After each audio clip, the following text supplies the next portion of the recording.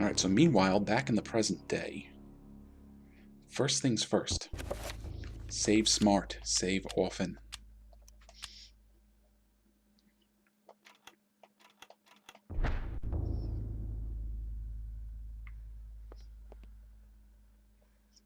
So, what did we learn? Well, in Maximillian's chapter, we found the Chattur'gha rune. Now, Chattur'gha trumps Xel'lotath. Stop knocking on the door. You're annoying.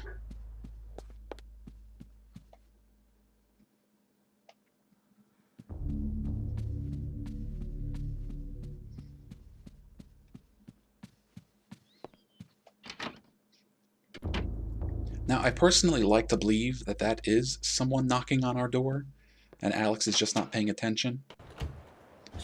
But we'll talk about that more later. So remember this. 3-point circle. I know a circle, it's a triangle. A 3-point circle with the Xel'lotath rune. Well, what if we try reveal invisible?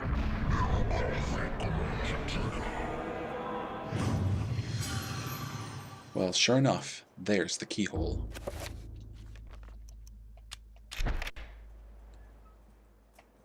And what do we find inside? Well, we find a revolver and a page from the Tome of Eternal Darkness. And this chapter is called A Journey into Darkness. This might actually be my favorite chapter. I don't know if I said that about Kareem's, although I really like Kareem's chapter. This is probably my favorite.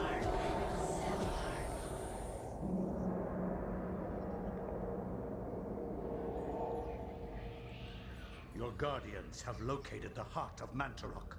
Yes, located within its grave, as we suspected. It shall be retrieved at once. Be wary. The power of Mantarok lingers still, corroding the universe around its tomb. It will doubtlessly be guarded after these 7 centuries. The beast has not been contained. I can assure you that my binding of Mantarok, fueled by your very own power, will be enough. It is not your sorcery that we doubt, Augustus, but the power of the dead god. How can you, a mere mortal, comprehend what that entity represents, or what power it can wield? We know not. And we know more than thou. Your future depends on me, Majesty. Without me to open the gates... Yes, yes. Be quick, lest our power and our faith in you wanes to oblivion. It will never happen. I have seen differently.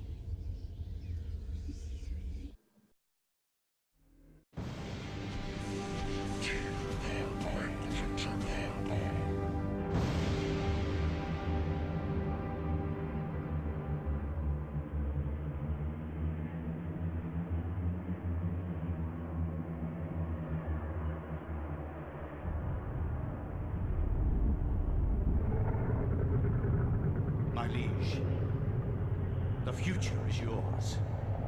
The light in the age of darkness has been extinguished. The pillar of flesh has been constructed.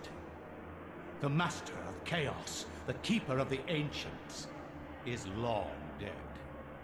The planets will be in alignment soon. All is prepared for your arrival. I will begin the final incantation that will bring you into our world within days. The next millennium will truly usher in a new age. Your guardians, now prepare the gate!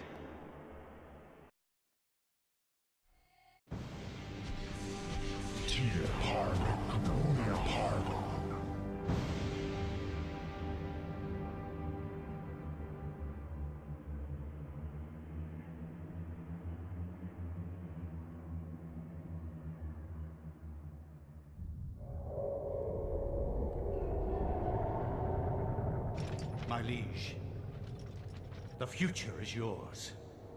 The light in the age of darkness has been extinguished. The pillar of flesh has been constructed. The master of chaos, the keeper of the ancients, is long dead. The planets will be in alignment soon. All is prepared for your arrival. I will begin the final incantation that will bring you into our world within days. The next millennium will truly usher in a new age. Your guardians, now prepare the gate!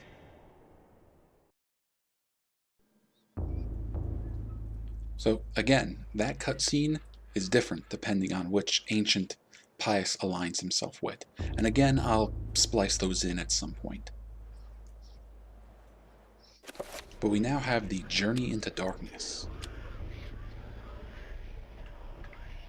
Let's read it. The ancients' influence was incredible. From all walks of life to all parts of the world, their tendrils crept and wrought their insidious damage. Their prisons decayed constantly as their guardians' work continued. I discovered mention of a breakthrough in satellite radar imaging that revealed the presence of a hitherto unknown temple mound in the Angkor Thom region of Cambodia.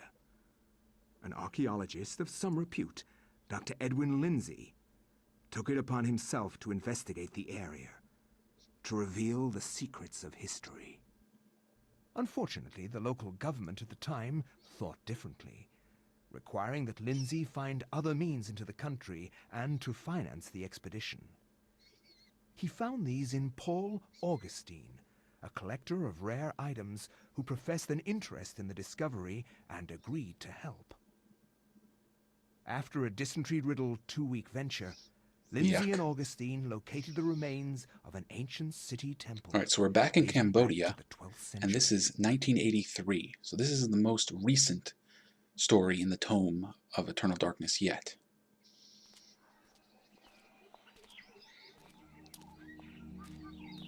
Yes, this is it. It has to be. I hadn't expected the information to pan out, but here it is. The satellite data was correct.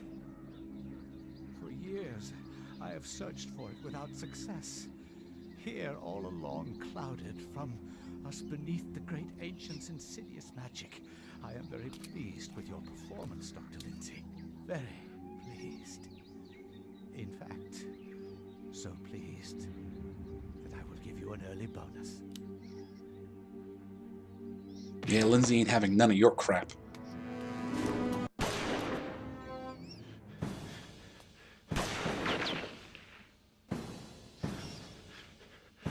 My God!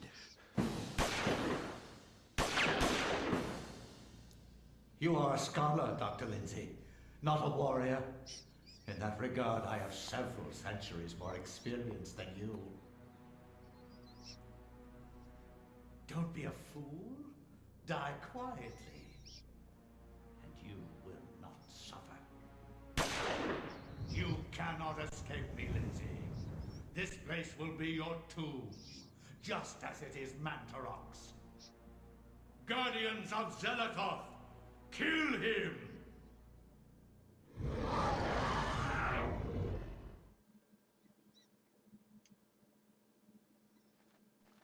Alright, well, I may have got the enemies mixed up a little bit.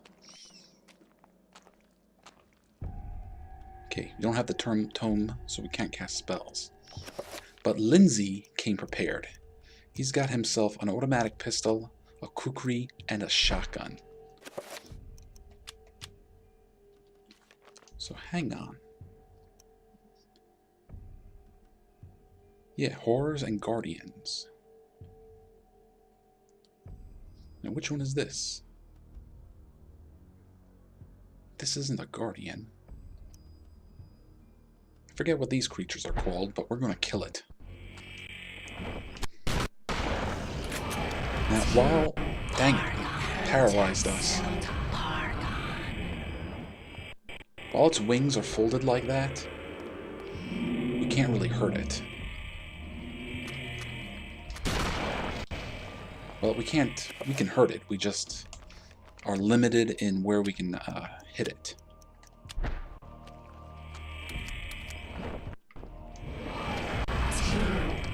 Dang it. What it's doing right now is summoning more and more zombies, and that's bad. Okay, a Remington M870 shotgun, slightly modified with an extended tube magazine, choke barrel, rifle sights, and bayonet lug. This is the same shotgun used by the U.S. Marine Corps since 1970. Alright. Okay, but that one's single shot. Okay, and these zombies are going to be a problem.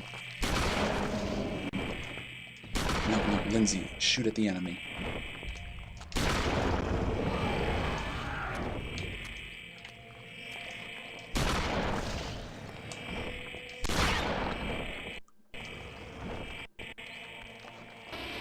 Now open up those wings.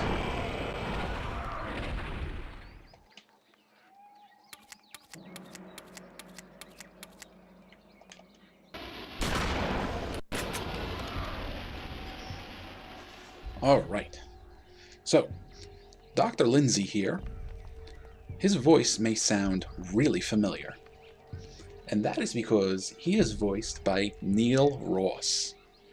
Neil Ross is a voice actor I'm kind of fond of. Now, he is also prolific as can be. He is in all kinds of cartoons, he shows up in video games.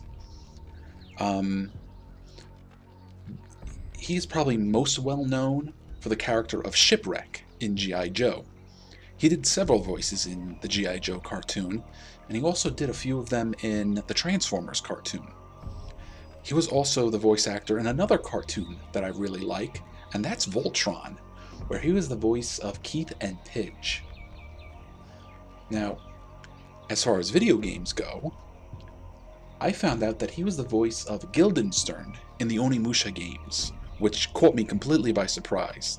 Guildenstern is a character I find to be very amusing and unusual that Neil Ross would have been the voice actor from.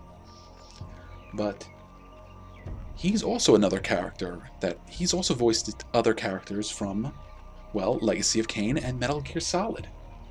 In Metal Gear Solid, he was Colonel Volgin. And in Legacy of Kain, he voiced both King Otmar and Malik.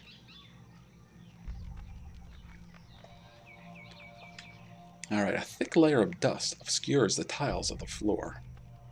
Now, this is another reason I kind of like this chapter, because we get to do some archaeological work. A large, soft-bristled brush designed for clearing dirt and dust from surfaces without damaging them.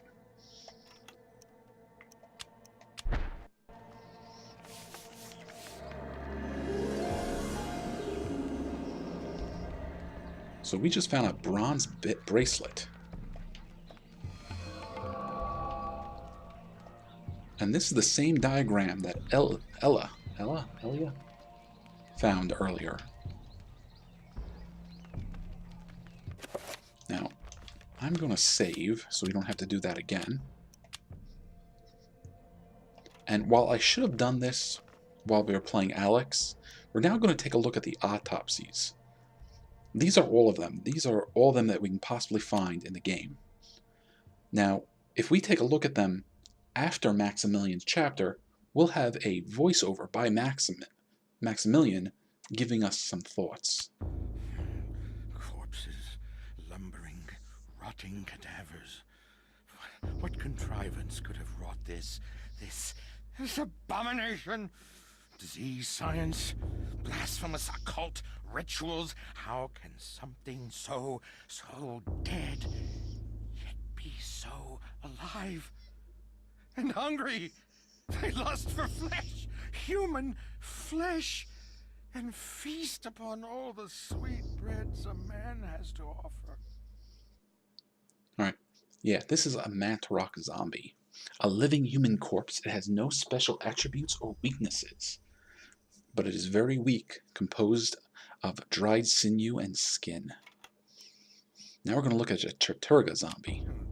These wretched creatures, these flayed corpses, wandering, decrepit, soulless vessels, content only to gnaw on human meat, to spill human blood, even headless. Their hate for the living grew in propensity, flailing maniacally in their bloodlust, killing anything close.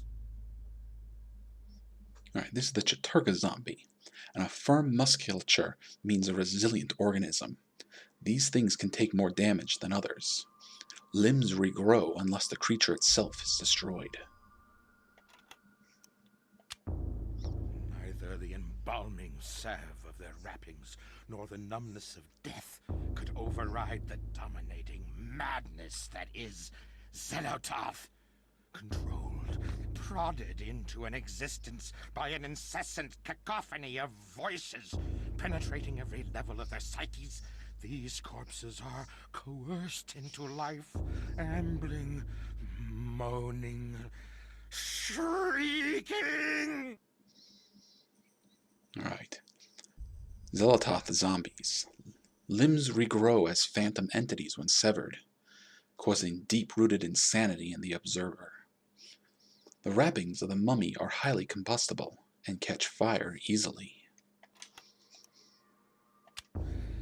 Rotted from within, worried apart by the ravening fish and parasitic fetor of their sunken graves, these drowned zombies emerged, spilling their festering entrails and slopping fluids with each pain-ridden step, each step hoping to bring an end to their pain by spreading it to others.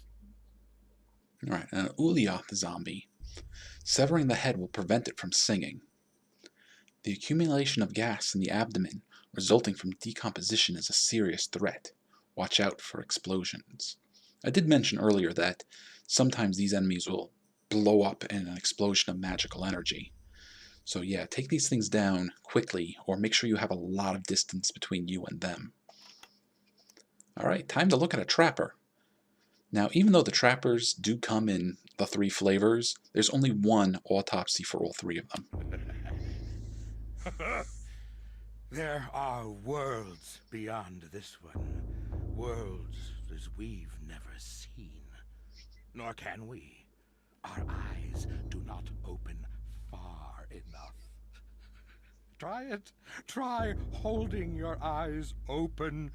You can try holding them open as much as you want, but you'll never see, never ever see the world beyond the veil. The veil of reality. It's there to protect us from them. The ancients. The darkness. That which we cannot understand. Nor should we. Welcome the oblivion of ignorance. For to have knowledge is to be damned. So he only has one thing to say about trappers.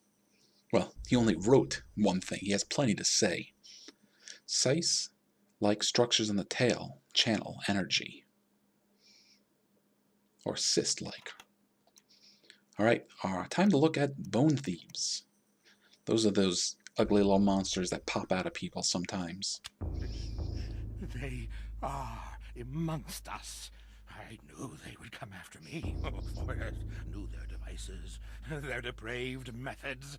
Creatures wearing human skins as we wear clothes to cover their hideousness from our eyes, so they might consort insidiously with our species, infiltrating, manipulating, playing us against each other. Damn our eyes! We are blind to them, but I knew. Oh yes, I knew.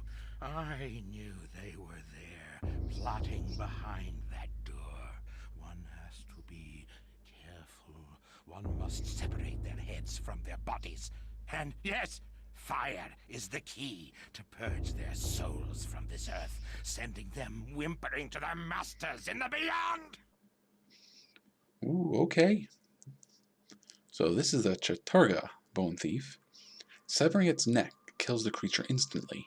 and the creature wears the skin of people to protect itself. The devils inside the servants' skulls were trying to kill me. They plotted behind doors locked and barred and planned the downfall of the human race.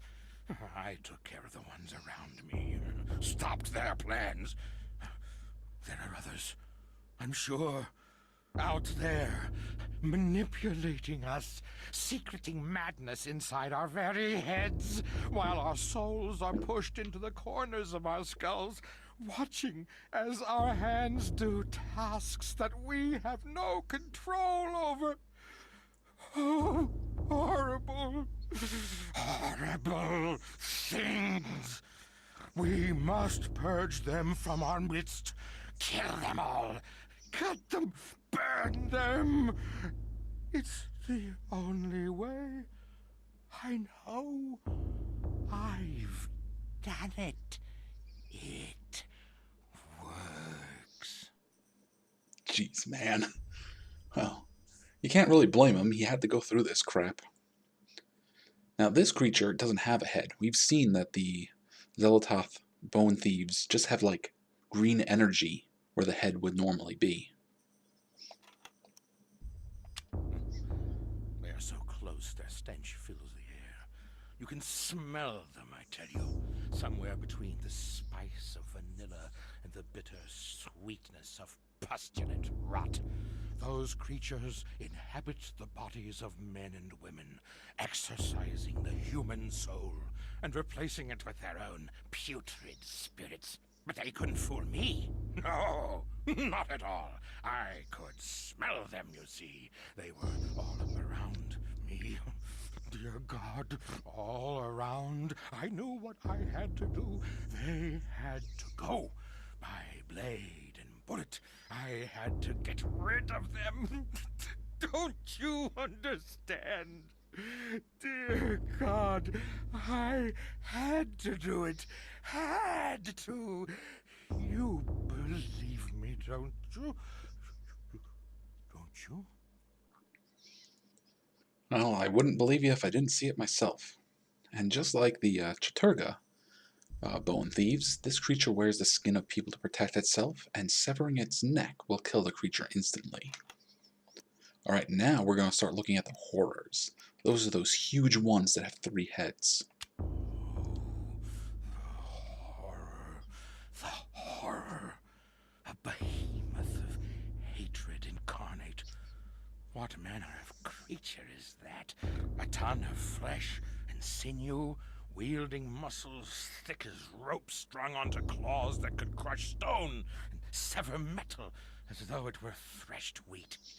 Crushing, cutting. The walls shook with each step it took. Oh, the horror! An abomination. Its physiology remarkably abstract. No real organs or anything. It shouldn't work. But it did. And the mouths, those gnashing scythes of teeth. I tell you, it existed only to eat, to consume, to gnaw, to bite, to devour. Alright, so the Chattur'gha horror. The necks of the horror are its weakest point. Thick, chitinous armored plates and sturdy muscles protect the creature. So attacking this thing's body, pretty useless. He even mentions that it has no real organs to speak of. So it's not like you're going to get it in the heart or something. You've got to sever the head from the neck. Eyes? Rot their eyes. Their staring sees through your soul like looking through a window. And the lids, festooned with tiny hook-like teeth that gape and gnash. It doesn't make sense. No anatomy would form like that. But it has. Was it natural? How could it be? Oh, unholy beast, thou must be killed, lest you corrupt my world. Have at thee!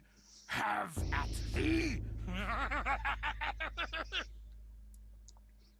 Now, the Xel'lotath horror, actually it doesn't look like it has heads. It seems like it has 3 huge eyes, where the heads are on the other horrors. and this creature is highly dependent on sight rather than sound. Now let's look at the Xel'lotath horror. They have no eyes, but they can see, I tell you. No eyes. No eyes at all. But you can feel it looking at you. It stares through you like looking through empty air, and you can feel it raking your innards with their touch. The shiver of their senses combing your bowels through empty space. Oh, horribleness! Alright, now this one has no eyes at all, but apparently it can still see you. Although the creature has no eyes, it is far from blind. The horror's latent energy causes electrical discharge as it comes close.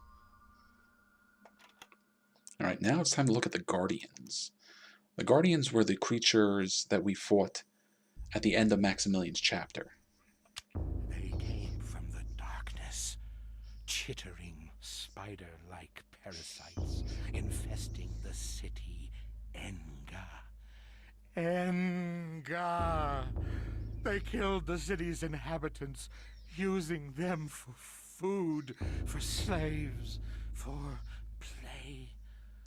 In the city's last dark, doomed days, blood filled the waterways, drained upon the streets, a proud, mighty race, now nothing but bloody goblets of meat in the gutters.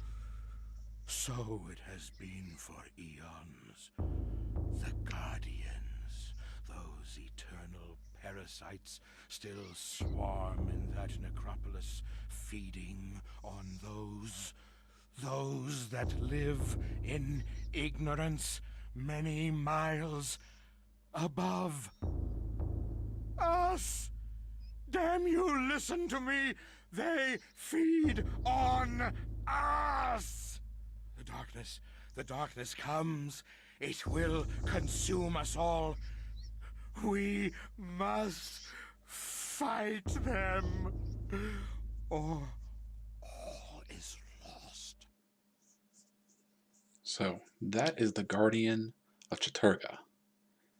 Its armored shell prevents physical damage, and its massive jaws on the underside of its body. It has no obvious vulnerabilities. Now we're going to look at the Xel'lotath the Guardian. That's the one we fought. Oh, gibbering insanity, wrought in flesh as though an artist had sculpted it. Created from nothing by their mistress, Xel'lotath, a canvas as grotesque as any.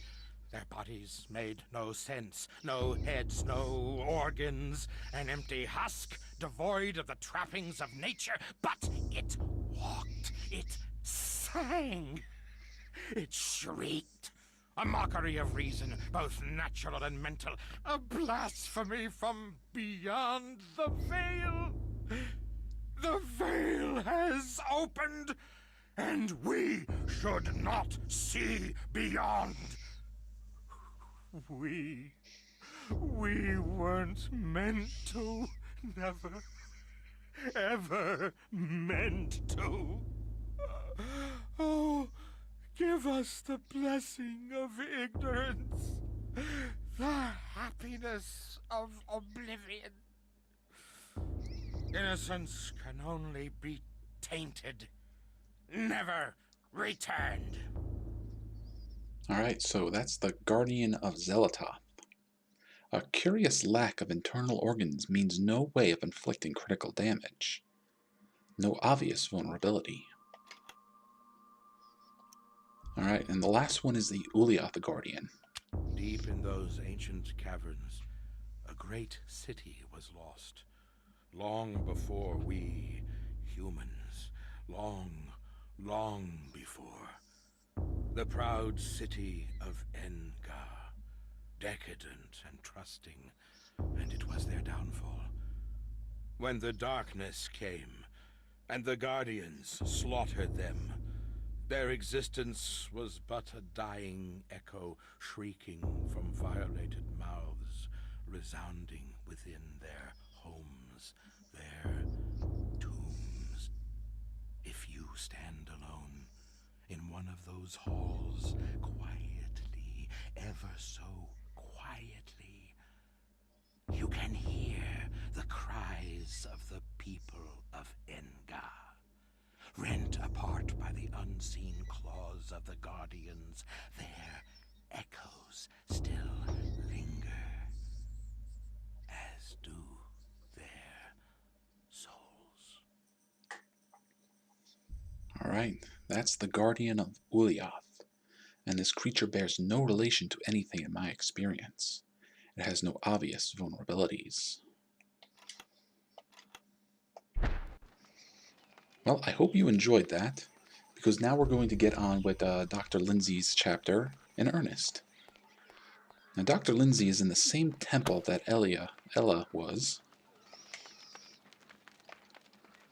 A statue of a seated goddess, where her neck and wrists should bear jewelry. There are merely worn grooves and flecks of bronze dust. Had they been stolen by grave robbers? Well, we have a bronze bracelet. An exquisite bronze bracelet, designed to be worn around the wrist or ankle, is embellished with inset gems and engravings.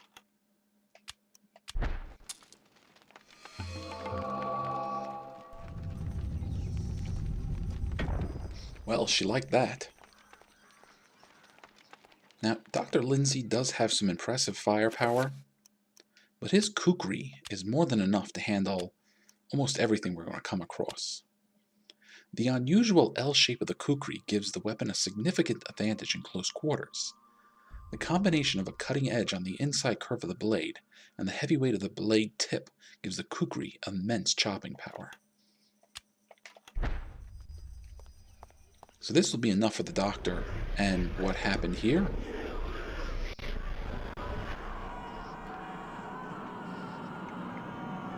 We're back in this strange dimension that leads only to the Tome of Eternal Darkness. And Kareem's statue has joined the lineup. But not just Kareem. Way over here is Dr. Maximillian Roivas.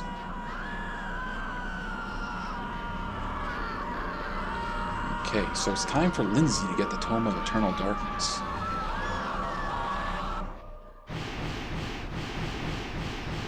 So Lindsey gets to enjoy all the sights of things that have happened, but he can also enjoy casting spells now.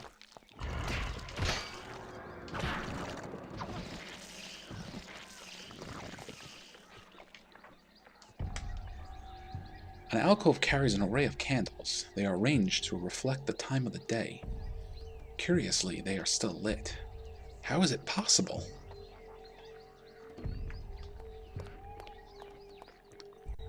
Now, if you remember, Ellie did have traps that she had to avoid, and the doctor has to avoid them too. Now, his pistol is perfect for trappers. Ow.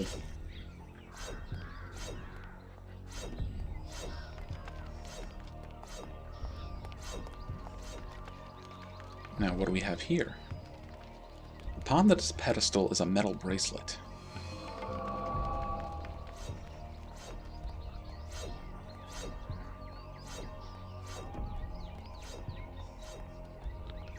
Okay, look over here in the corner. You see all this cobwebs? We can examine it.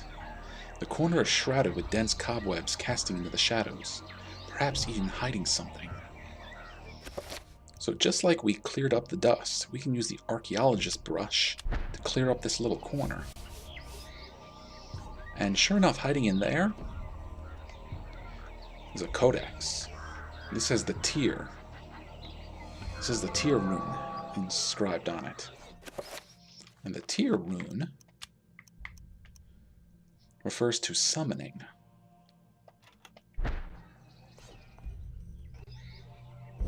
Uh-oh, what's that, Lindsey? There's a horror here. This horror is trapped in a 3-point damage field.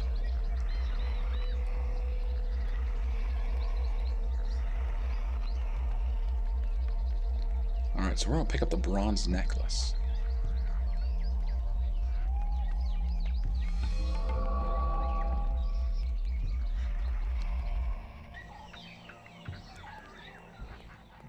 Well, in the chat, I'm getting told about a spell that I should try casting, and that is with the area and the summon runes.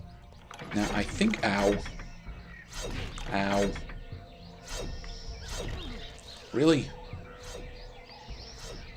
Okay, I think we have the area rune, but I don't think we have the summon one. No, well, actually, you know what? Let's enchant our kukri.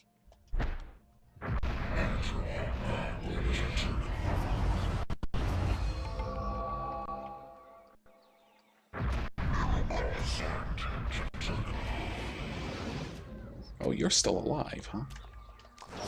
Let's change that. Yeah, you're the guys that don't like Chattur'gha's energy.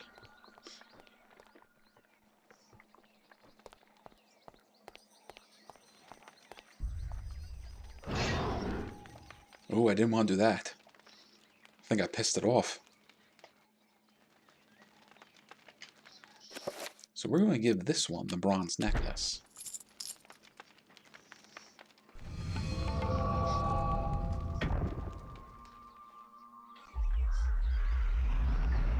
Alright, and even the passage to the other guardian has opened.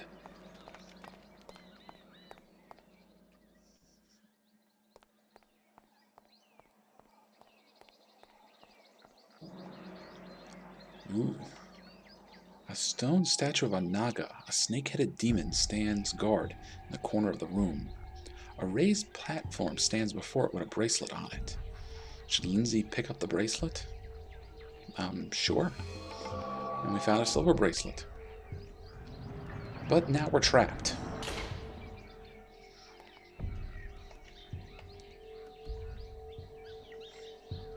Alright, a stone statue of a snake-headed Naga, with its fanged mouth open, dripping venom. A raised platform stands before it, demanding sacrifice. Well, we could put the silver bracelet back, but I have a better idea.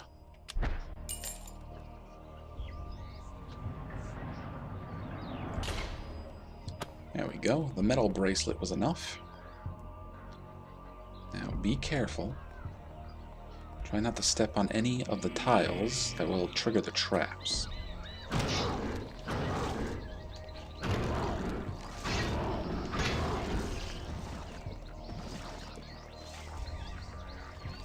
I see more cobwebs.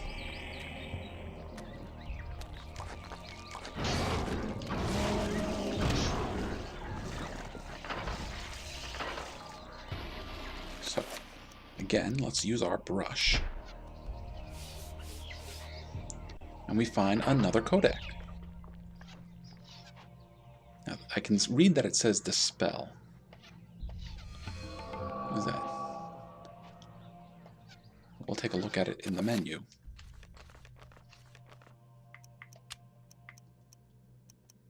There's the Nethlek rune, and that ties to dispelling things. Well, it's not the rune, but it's the codex for the rune. And talking about runes, that little bugger has one.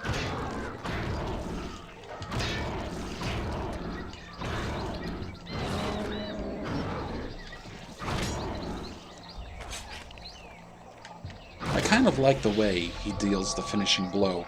He just kind of flicks his wrist and lets the weight of the blade take care of the enemy.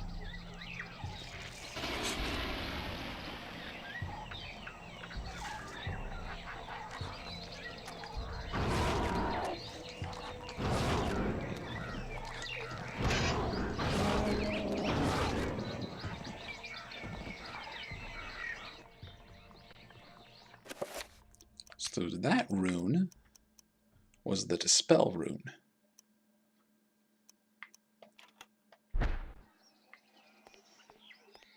Oh, I hit one of the pressure plates.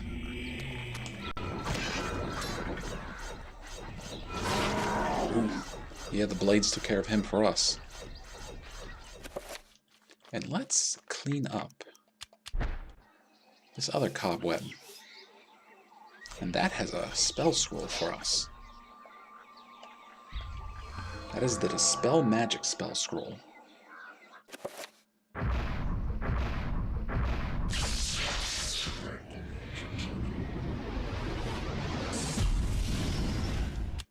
Now this one is going to get quite a bit of use during the course of the game. So we're going to assign that. We're going to use Chattur'gha. We're going to assign it to down.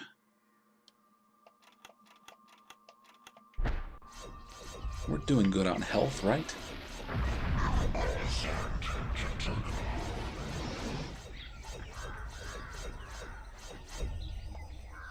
Hiding in the shadows, a statue watches over the room. A brief inspection reveals flecks of silver metal marring the statue's wrist and neck, possibly indicating that a decoration used to be there. Well, that's very likely, as we have a silver bracelet.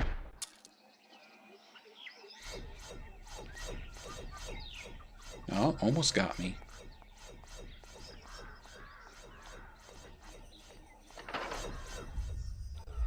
So we're back here. And we gotta take care of this horror. But it's stuck in its barrier. So the first thing I'm gonna do is I'm gonna enchant our kukri.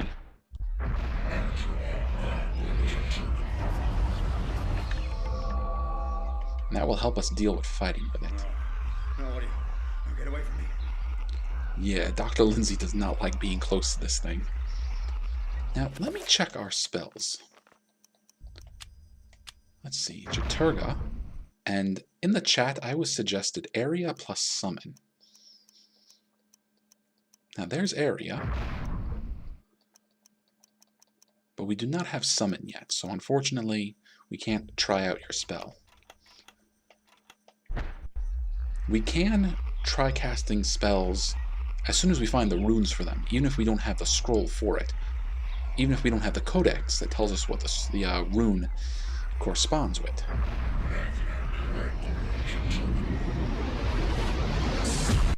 Alright, the barrier's down.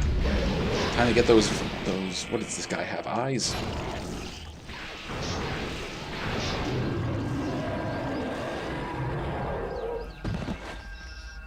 Down you go. Alright, a silver necklace is draped around the center of the candle.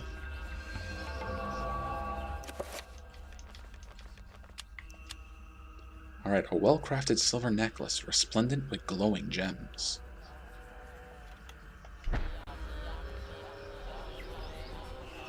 So the statue is back this way. Run. Didn't work. Didn't run fast enough.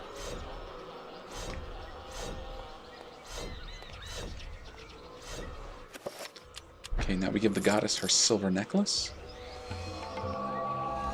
And behind us, a door opens. And I think now's a good time to save again. Oh, we can't save. We can't save right now. The darkness is coming. Yeah, unfortunately, sometimes that will happen. Usually if there are enemies or something nearby, or some similar threat, the game won't let us just save. It's annoying. Uh-oh. Dr. Lindsey, what did you do? No, no, no, don't clip through the world. No, don't do this again. Not after Power Drill Massacre. This isn't really happening. Yeah, okay, yeah, it was just a insanity effect. Still can't save, though. Alright. Time to enchant our shotgun.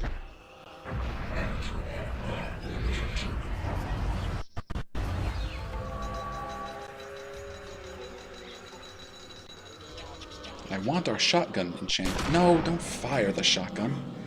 Don't let him get me. Oh, help me. That's right. We can also reload by hitting the Z button. You need to die.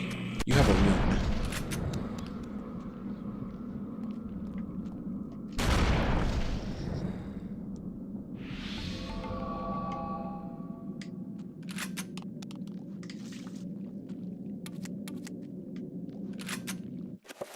And that rune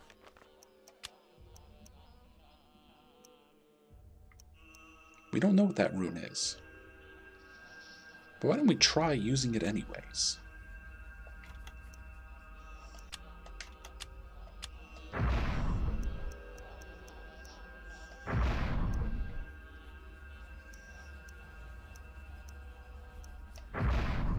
Nope.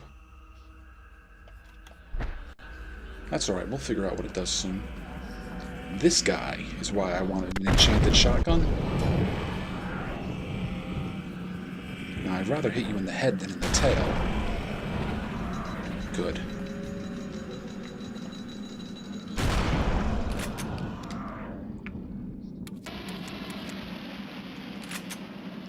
I find these enemies to be tremendously tedious to deal with.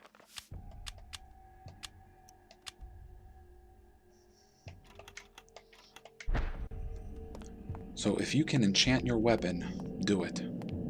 The best way to deal with them.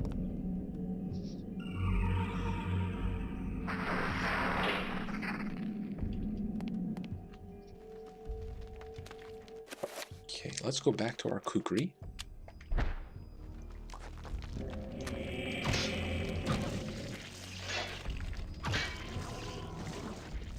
Be careful, don't step on the plates.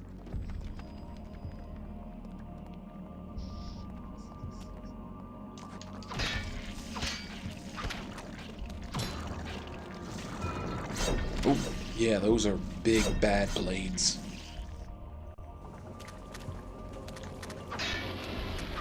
Now, what's going on with these guys? That was weird. A statue of an unknown goddess, seated in a classical pose. She appears to be carrying something valuable.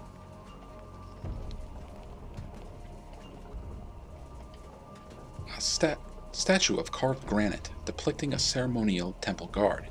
It appears to be keeping watch on the seated goddess in the corner of the room. Alright, well, this is pretty simple. When we step on this pressure plate, the statue is going to spin around to look at us. And the hands are going to let go of that bracelet. What we want to do is run as fast as we can and grab the bracelet.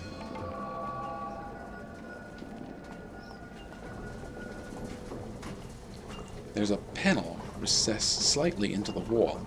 It looks like it can be pressed. Well, then Lindsey needs to press it. I can't. No. Don't let him get me. Oh, help me. No, you're okay, Lindsey. It's all right.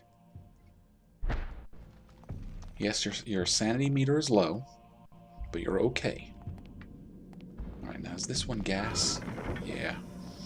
The gas is bad because it's going to fill up the room and just deal damage to us slowly over time. Now, this is important, but I can't really talk about it while we're being poisoned, so I'll turn around and come back in a second.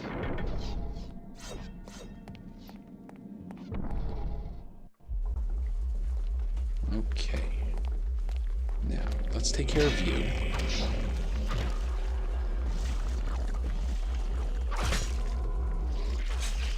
And this room also has a recess in the wall.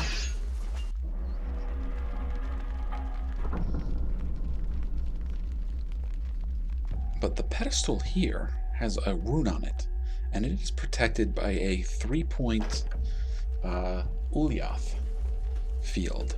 So we need to counter it with a 3-point or greater Xel'lotath Dispel magic.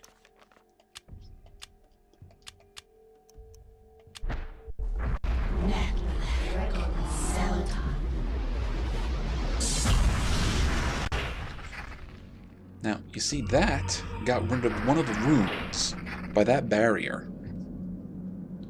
So, now's probably a good time to go back to the barrier and talk about it.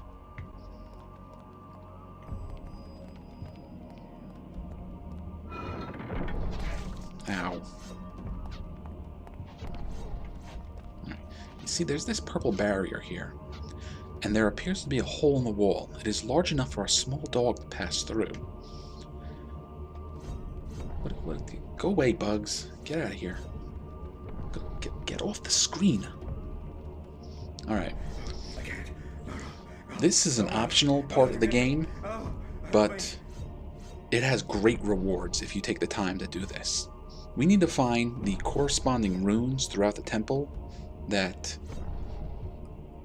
relate to the runes we see there spinning on the floor. If we find all 3 of them, then this purple barrier will be broken. And there's something really, really special behind there. Oh, you almost got me.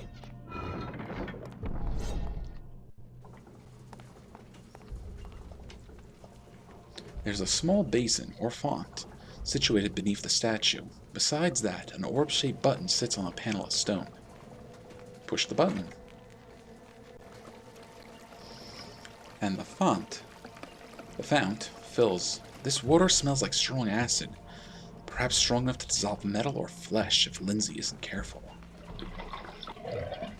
So we got this small bowl here that fills up with acid. Can't do anything with it yet, but maybe a little later.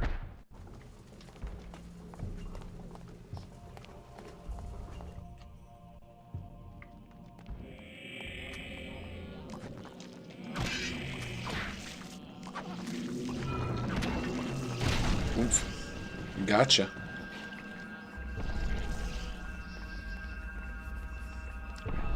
And run. And look, it's another goddess. Hiding in the shadows, a statue watches over the room.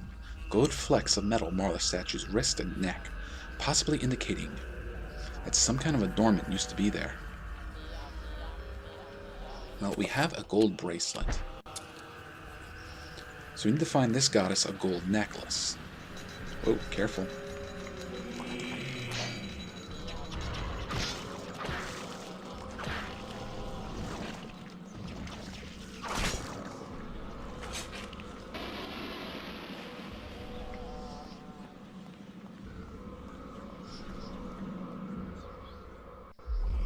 Alright.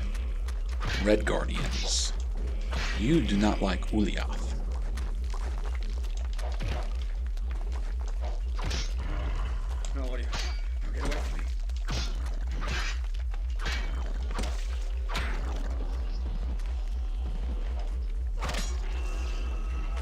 Alright, you come here.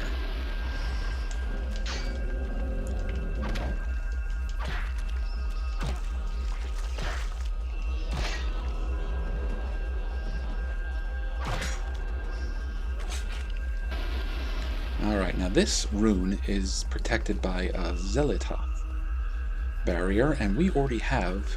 No, we have Dispel magic prepared for that? Yes.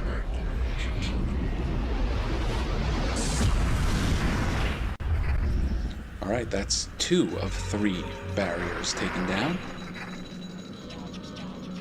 Just need to find the 3rd.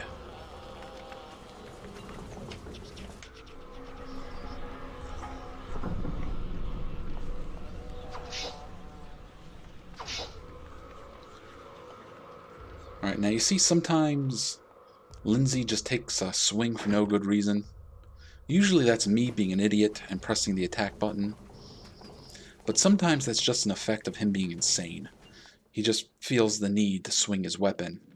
So that's another reason why it's better to have a melee weapon equipped. That way you don't end up using up, important ammunition. And now here comes the gas. So that means we have got to go.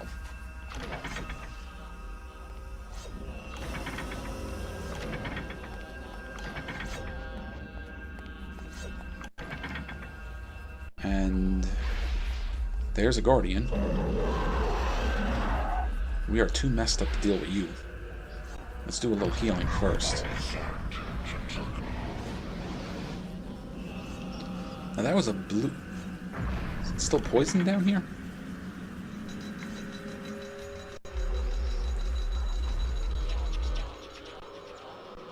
The zombie probably triggered it. Alright, we're gonna run past you.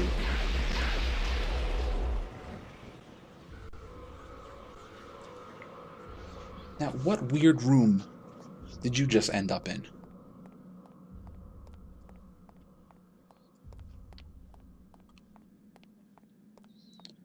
Yeah, Dr. Lindsey is on the ceiling. Good job. This isn't really happening.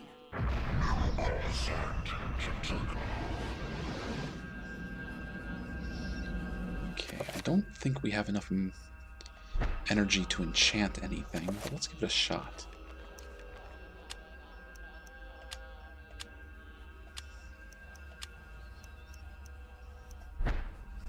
Enter by Xel'lotath.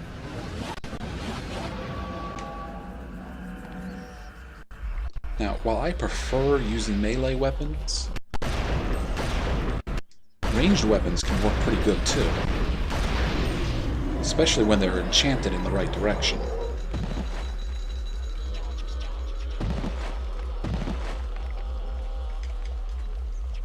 Finish him.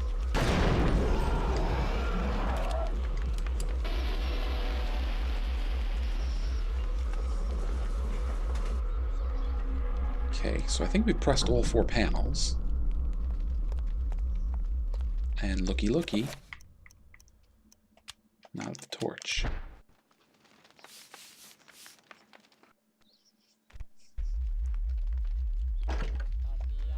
We found a dust-encrusted necklace. Now, before we go anywhere, we're going to break this seal. We need to cast Dispel magic with Xel'lotath.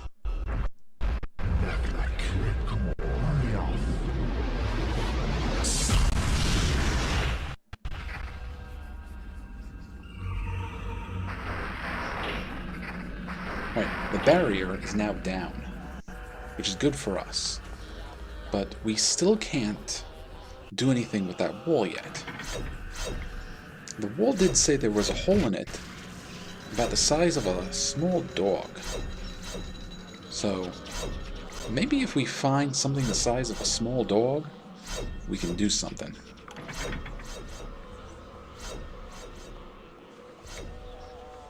Okay, weird looking face thing. Alright, we have gone in a full circle.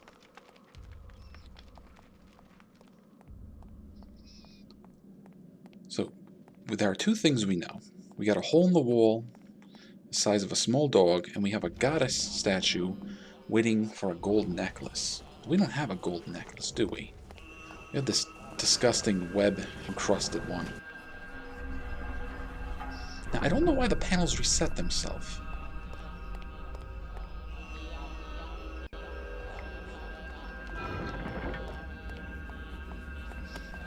I feel like that's one of those things I never picked up from this game. It's what those panels are supposed to do.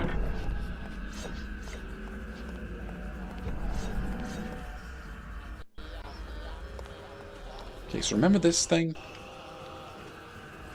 This had the strong acid in it. Oh, god damn it, the game reset it. This can't be happening. Nope. They gotcha again. Now we're going to put the necklace in here. And we're going to let the acid just eat away at everything.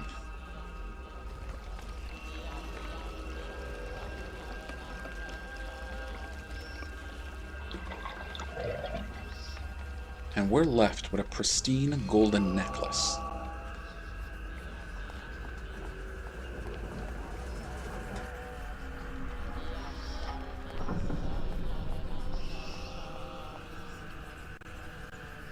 How are we doing on health?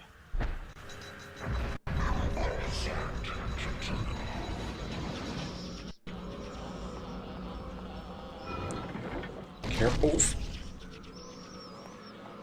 I was about to say be careful. I was too late.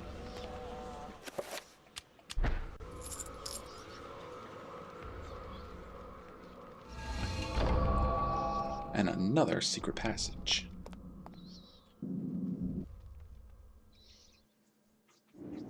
Oh, there's Alex and Grandpa again. How can I forget you, Grandpa? You've always meant the most to me. Ever since my parents died. Yes. Ever since they were killed, you've been my little girl.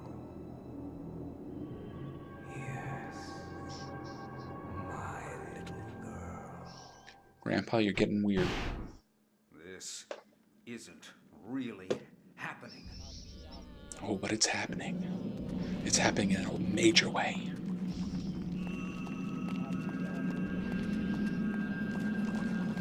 Okay, I can hear... Yep. Now, you guys do not like Uliaf's magic. So that's what we're going to use to power up our blade.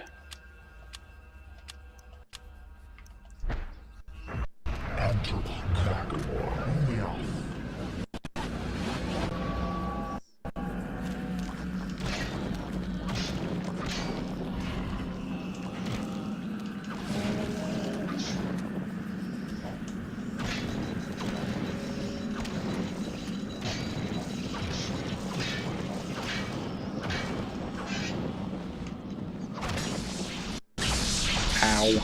Something zapped us.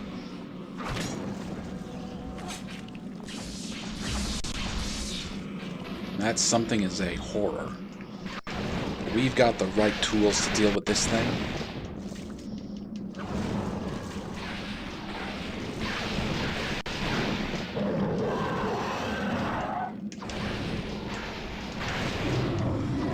Yeah, take that. Jerk.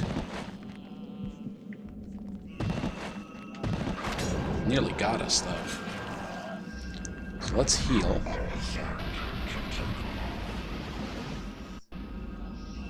Heal twice. And if the game will let us save, we will.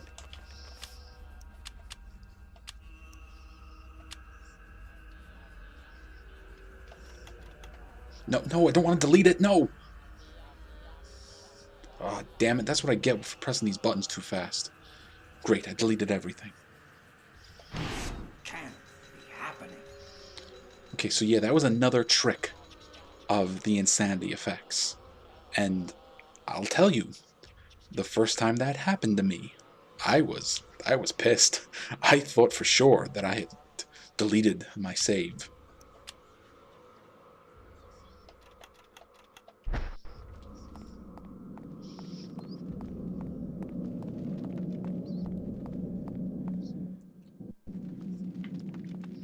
Alright, now we are just about at the bottom of the temple.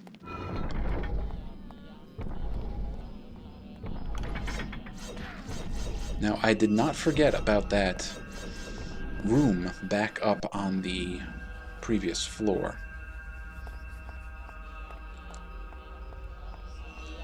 Darn it, Lindsey!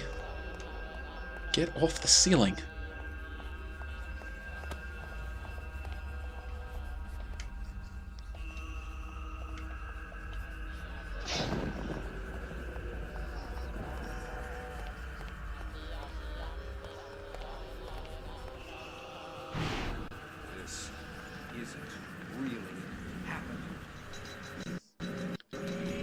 But we're not at a point where we can deal with that room just yet. We're close to it, though.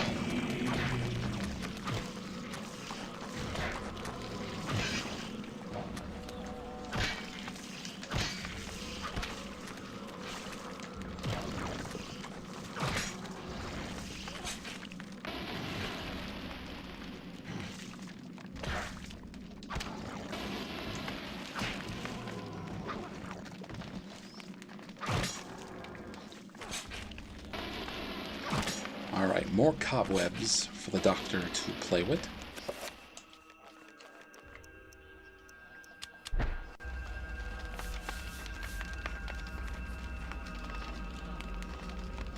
And this is the Artak rune, which ties to creatures.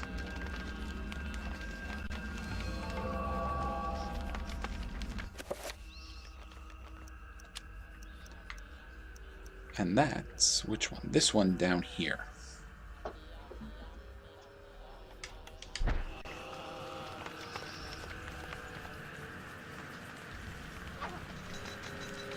Alright, we remember these murals from earlier, but it looks like they've changed. The Eroded Mural appears to depict the arrival of a strange godlike entity before an ancient human tribe. Lindsey cannot recognize the god in the mural. He is mystified.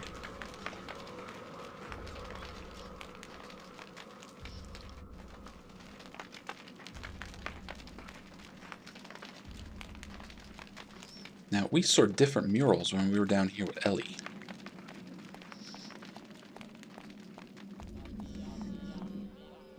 But that was several hundred years ago, at least in terms of the game. So it's very possible that they changed things up.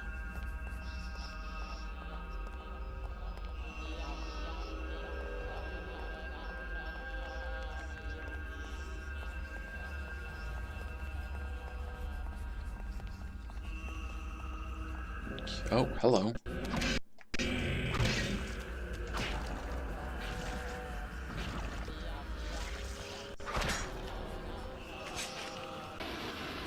Okay, how are we doing? How are our stats? Health is okay, but since our magic is full, might as well cast a spell.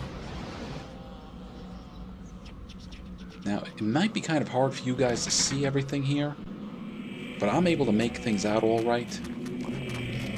But if you were having a real hard time, you could always just use the torch. Okay.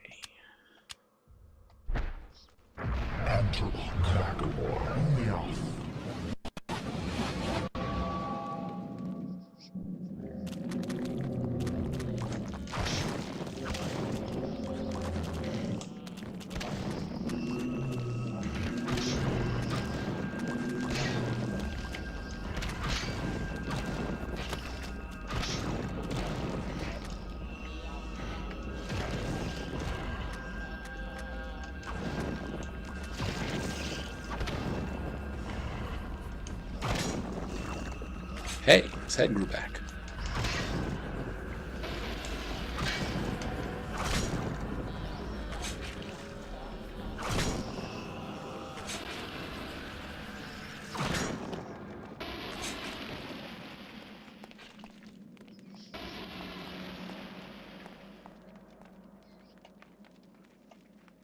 A dilapidated mural depicts the ancient Khmer people coexisting with some kind of fertility god. They are offering sacrifices to the beast, and in return are showered benevolence, good crops, and hunting.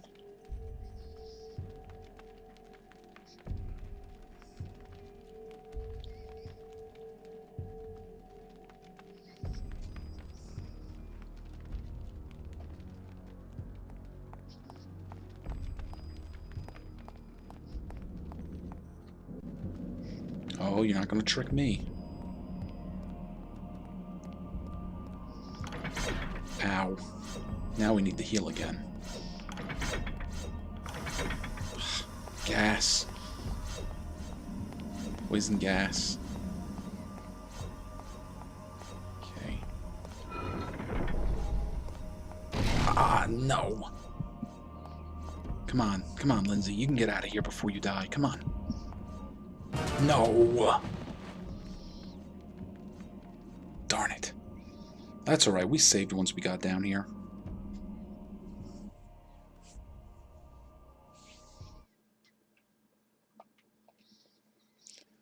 Lindsey had perished at the hands of the Eternal Darkness. With no one to stop their diabolic plans, humanity will surely be annihilated.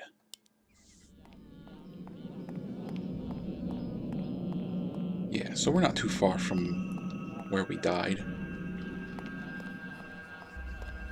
We'll just have to be careful of the traps. And try to keep our health up.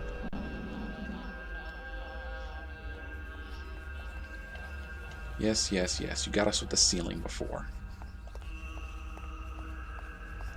It was very amusing. I get it. You like the ceiling trick.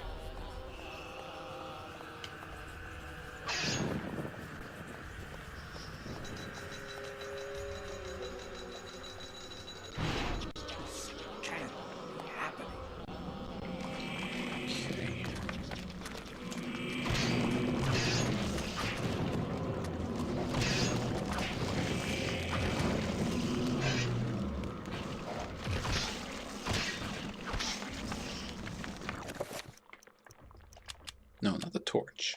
Torch isn't bad, though.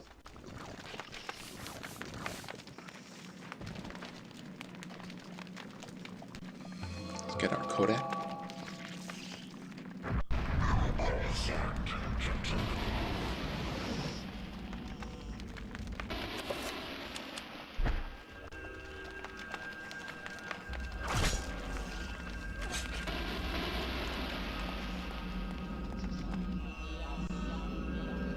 You know what? I'll use the torch this time. Yeah, this way you guys can see the floor a little bit better.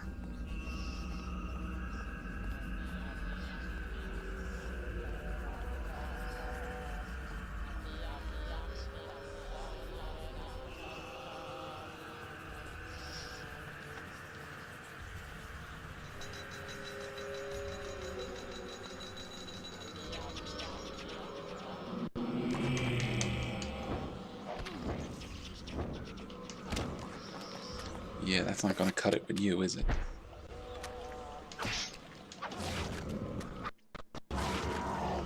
No, no, no. Not gonna let you blow up.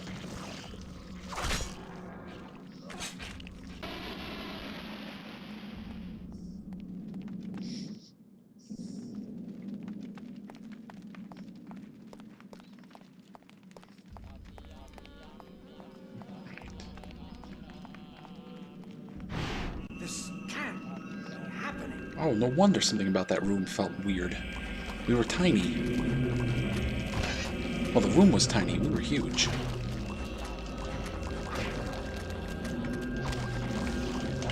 Get off.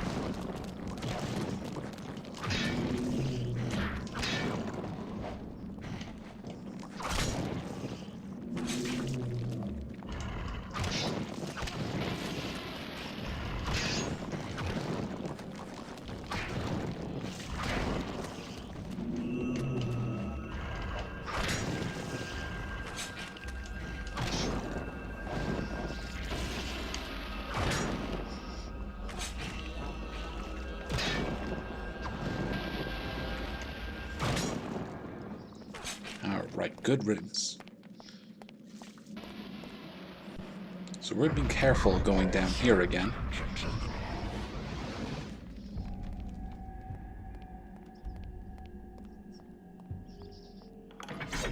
Ah. So much for being careful. Great. Okay, run, run, run, run, run, run. Trigger the wall. Run. And we are done. And looky. That zombie has a rune in it. Now you are Xel'lotath zombies? Yeah. So fire is good for you. And another mural. A damaged engraving on the wall depicts a skeletal demon befriending the ancient Khmer people. To Lindsey eyes, the demon looks exactly like Paul Augustine's undisguised self. Yep. That is Pious.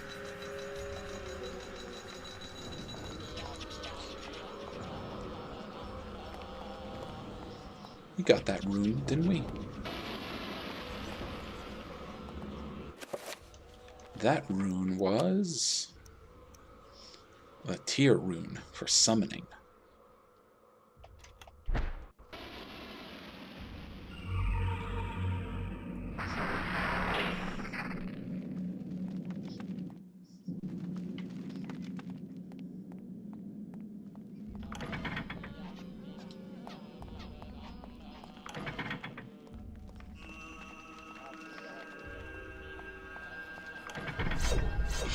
Careful now. That's not careful enough.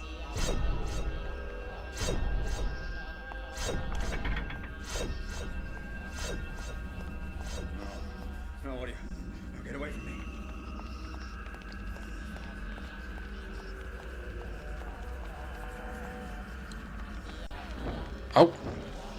Lindsey.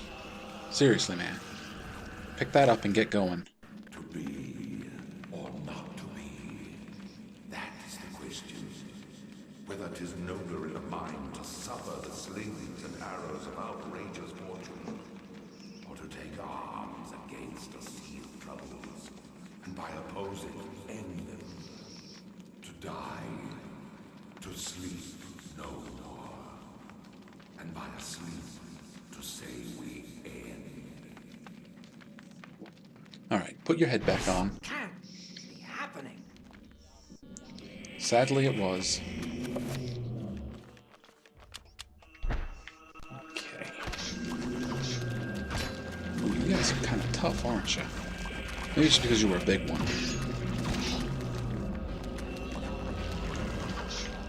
Look at that. Look at that little pygmy zombie.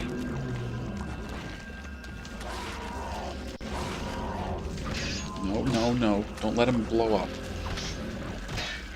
You see, even the one that wasn't damaged would have blown up alongside him. Seems like they all encourage each other to blow up. Now, there should be an important goodie around here. There we go. A scroll of paper sits upon a ledge circling the dais at the center of the room.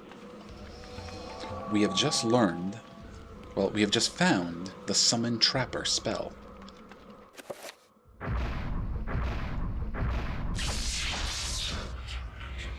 And that's right, we needed Summon and Creature to do it. We can also do Summon an Area. That's what someone was asking me about. So let's try it out.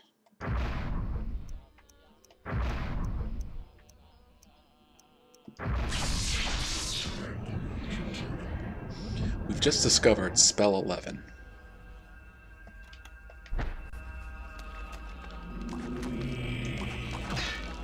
We didn't cast it, we just discovered it.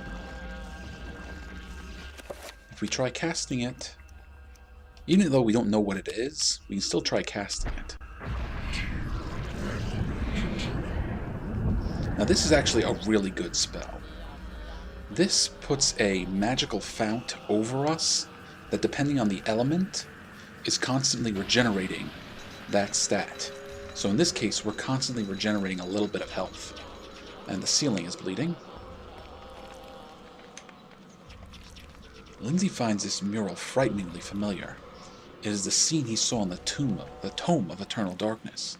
The fertility god must be Manta, and this temple must be its tomb.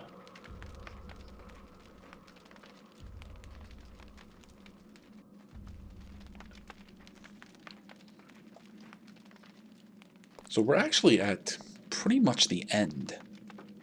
I'm going to save.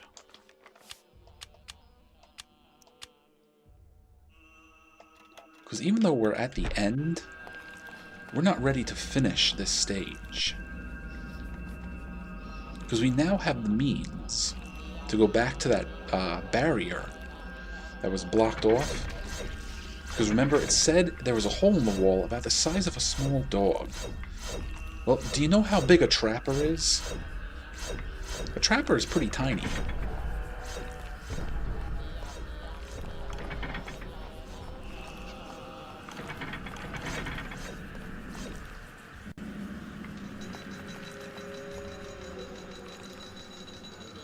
Come on.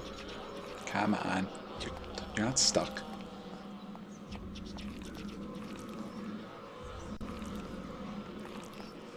Alright, well, the spell wore off, but that's a good one to know. That one will help protect you. It will help by either slowly restoring your health, your sanity, or giving you a pool of magic that you can cast from. Although I think once it ends, you lose all of your magic.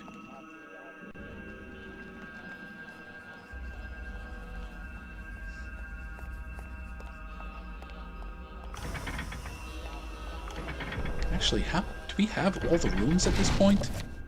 Ow. No, well, actually, there is only one more we need. We have all the important ones.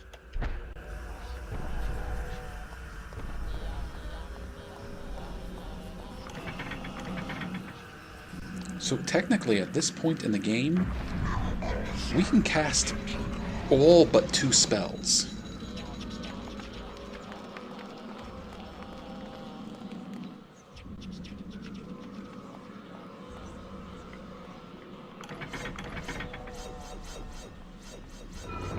Ooh, that was close.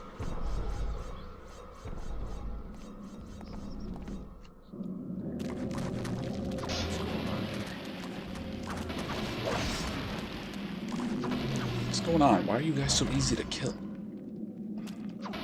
Not hurting us either. Yeah, those were Sanity effect zombies, not real zombies.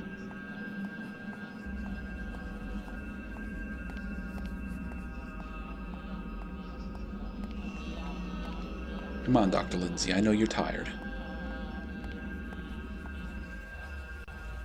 Alright. Now, which way to where we want to go?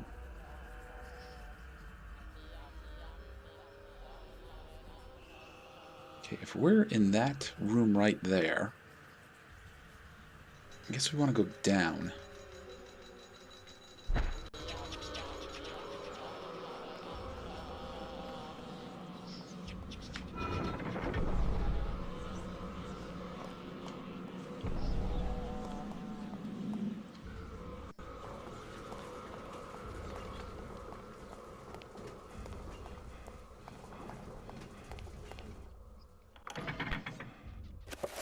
Nope, I took us the wrong way.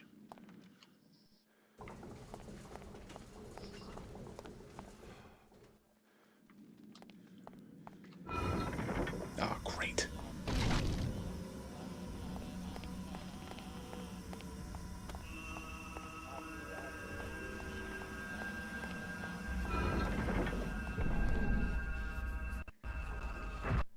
Ooh. Look at all these goodies. Yeah, some shotgun shells. See, it was worthwhile coming back, wasn't it? Look at the room is just littered with them. This isn't really happening. No. No, it's not. So, the very first time I played this game, that Sanity effect happened to me when I was playing Alex. And I was in a room that, up to that point, I had never been in before. So I figured I just found a room full of lots of goodies. Until that happened. I was a little upset. I think that's fair to say. Alright, so... Please let me say, of course not. Okay, how are we doing on health and everything? Just fine. So we're going to cast Summon Trapper. Doesn't really matter which element.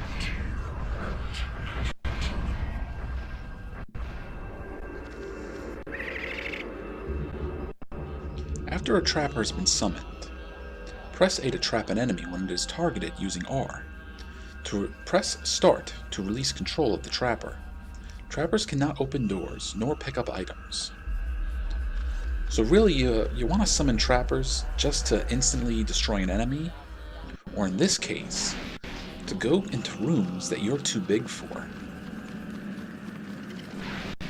Now there are 2 horrors in here, but there's also a pressure plate.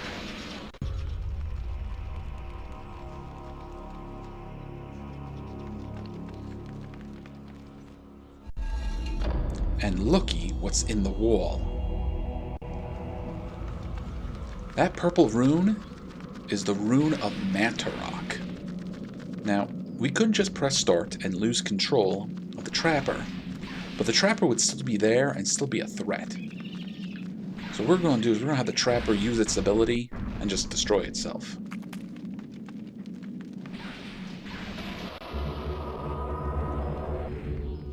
And before I grab that rune... Oh, dang nabbit, computer! This can't be happening. Alright, that one worked a little bit better because I'm actually playing on the computer right now. When I was playing this on my GameCube, well, when I, playing this on my GameCube with my TV, I just knew that was a sanity effect. Okay, I'm moving around a little bit because I want to recharge our magic. I want to enchant our kukri.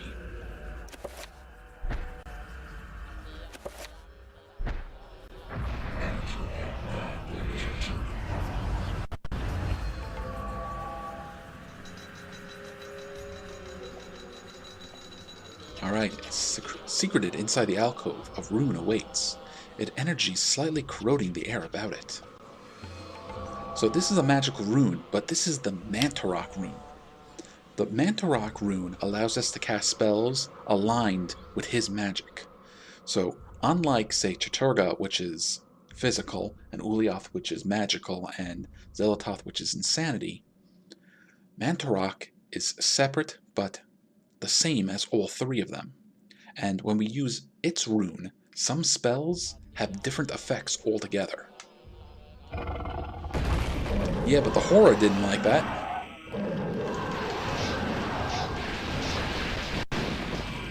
Now this horror is so close to the passageway here that on several occasions I've been knocked into the other room, unable to finish it off.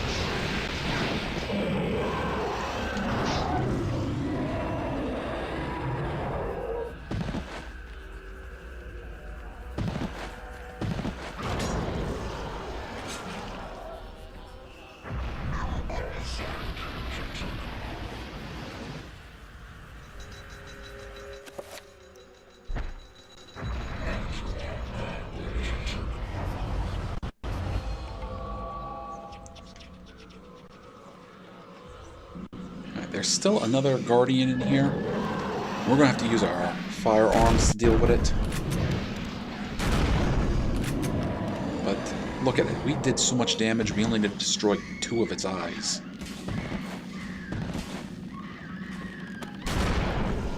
Good riddance. And now let's clean up this cobweb.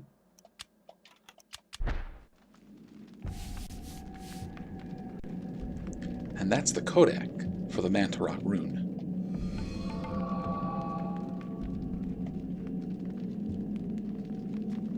Now, this is completely optional. You do not need to get Manta rune. And the first time I went through the game, I didn't.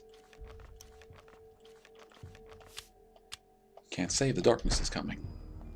Of course it is. Now, the Manta rune offers additional effects or completely different effects depending on the spell you cast with it.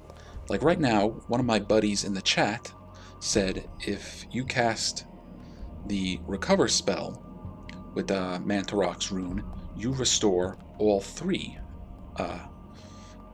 meters. You restore your sanity, your magic, and your health. And you remember that earlier spell we cast, spell 11? In fact, I'm gonna assign that one right now. I'm going to assign that with the Manta rune to left. Now, even though we don't know what the name of spell 11 is, if we cast it with the Manta rune, we have a magical fount of Manta above us, which is slowly restoring all 3 of our stats. Now, we're not going to use this too often because I want to keep our sanity on the low side, mostly just to show off the sanity effects. And when you have full or nearly full sanity, well, you can't really do that. I do want to save, though. We should be completely safe, but in a game where you can save an unlimited number of times, and there's no drawback from saving more than once, save smart. Save often.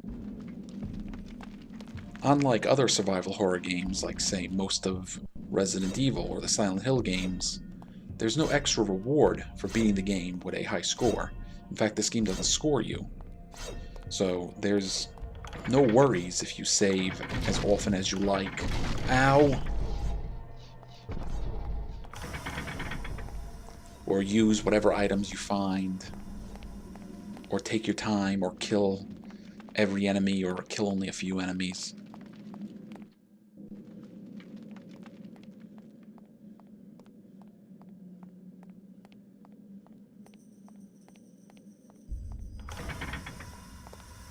Okay, run. Run, run, run, run, run, run, run. Ow. It got me again. That's on my own fault. If I keep falling for it, it's my fault.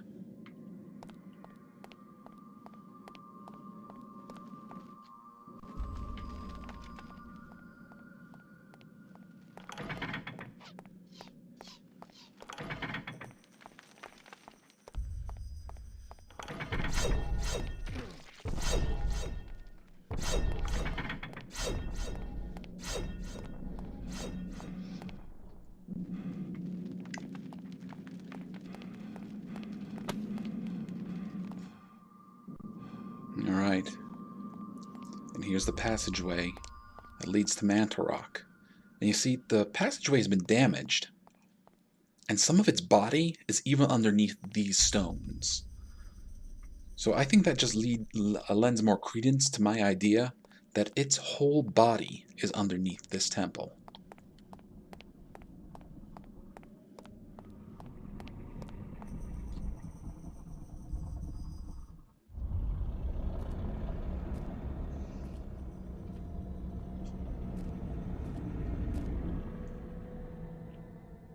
The power of Manta Rock is not easily controlled.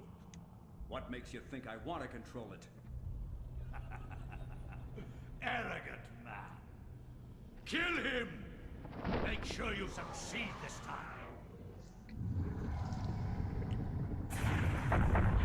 Oh, Manta Rock still has some power.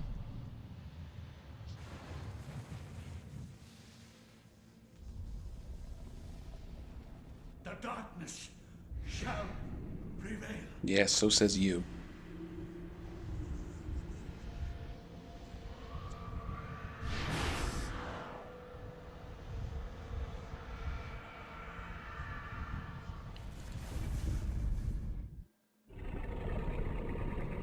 Alright, Manta Rock wants us to go check out that back chamber. And if you remember, that's where Ellie met her demise.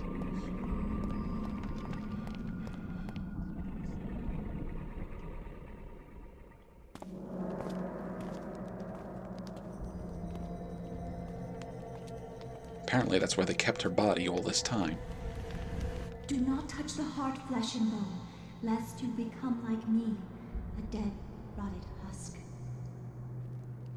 I have waited many centuries for you. It was not easy hiding from the Dark Ones as they searched for me. At first they passed by, not thinking that the heart was inside my dead body. But I was forced to find refuge here. You must seal the heart so it never contacts your flesh, and take it to the gathering of light. Take the heart there, or the world shall fall under a reign of eternal darkness. The veil of reality can only be pulled back so far, mortal. Take your stand and fight the darkness.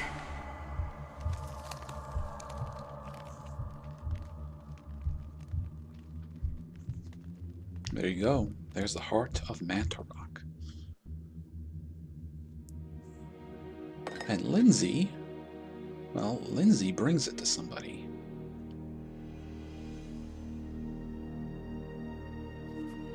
Yep, he brings it to Grandpa. Lindsey was the first one so far to survive. Well, survive unscathed his encounter with the ancients. Pious is technically still alive,